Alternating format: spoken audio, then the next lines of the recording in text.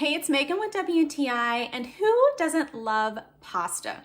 My love affair with pasta goes way back, but it's only recently that I've been able to try my hand at making my own homemade fresh pasta using this Antree stand mixer attachment. It fits perfectly into the port in my stand mixer and attaches in a snap with hardly any effort at all. I have wanted a fresh pasta maker for so long, and originally I was going to get a hand crank one, but now I can only imagine the sore arm I would have from hand cranking a large quantity of pasta. I can gradually decrease the thickness of the pasta sheets I'm making by easily turning up the numbers on the dial on the front of the attachment. The automation of this stand mixer attachment makes the whole process so much more easier and way more fun. After that, I run it through the pasta cutter rollers for perfect, evenly cut pasta. I really appreciate the ease of maintenance of this attachment too. It comes with a handy little brush to clean out any bits that may have stuck on in the process. I am so excited to be able to make my own pasta from home now, and this Antree stand mixer attachment makes the task way less daunting.